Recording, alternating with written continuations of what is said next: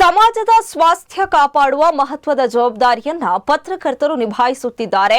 ಪ್ರಾಮಾಣಿಕತೆಯಿಂದ ಕರ್ತವ್ಯ ನಿರ್ವಹಿಸುವ ಪತ್ರಕರ್ತರನ್ನ ರಕ್ಷಣೆ ಮಾಡುವುದು ಸರ್ಕಾರದ ಕರ್ತವ್ಯ ಎಂದು ವಿಧಾನ ಪರಿಷತ್ ಸದಸ್ಯ ಐವನ್ ಡಿಸೋಜಾ ಹೇಳಿದ್ದಾರೆ.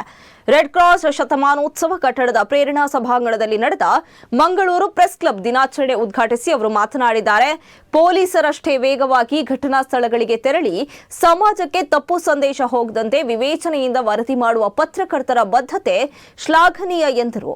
ಇನ್ನು ಸಮಾಜ ಸೇವಕ ರಾಜಕೇಸರಿ ಟ್ರಸ್ಟ್ನ ಸಂಸ್ಥಾಪಕ ದೀಪಕ್ ಜಿ ಬೆಳ್ತಂಗಡಿ ಅವರಿಗೆ 2016ನೇ ಸಾಲಿನ ಮಂಗಳೂರು ಪ್ರೆಸ್ ಕ್ಲಬ್ ಪ್ರಶಸ್ತಿ ಪ್ರದಾನ ಮಾಡಲಾಯಿತು.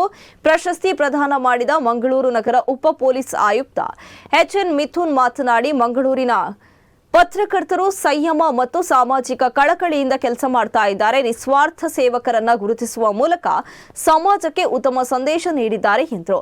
ಮಂಗಳೂರು ಪ್ರೆಸ್ ಕ್ಲಬ್ ಅಧ್ಯಕ್ಷ ಪಿಬಿ ಹರೀಶ್ ರೈ ಅಧ್ಯಕ್ಷತೆ ವಹಿಸಿದ್ರು. Red cross society Dakshina Kannada ಜಿಲ್ಲಾ ಘಟಕದ ಚೇರ್ಮನ್ ಸಿಎ ಶಾಂತರಾಮ ಶೆಟ್ಟಿ ಪತ್ರಕರ್ತರ ಮಕ್ಕಳಿಗೆ ಪ್ರತಿಭಾ ಪುರಸ್ಕಾರ ನೆರವೇರಿಸಿದ್ದಾರೆ. ಈ ಸಂದರ್ಭ ದಕ್ಷಿಣ ಕನ್ನಡ ಜಿಲ್ಲಾ ಕಾರ್ಯನಿರತ ಪತ್ರಕರ್ತರ ಸಂಘದ ಅಧ್ಯಕ್ಷ ಪುಷ್ಪರಾಜ್ ಬಿಎನ್, ಪ್ರಧಾನ ಕಾರ್ಯದರ್ಶಿ ರಾಜೇಶ್ ಕೆ ಪೂಜಾರಿ ಸೇರಿದಂತೆ ಮತ್ತಿತರರು ಉಪಸ್ಥಿತರಿದ್ದರು.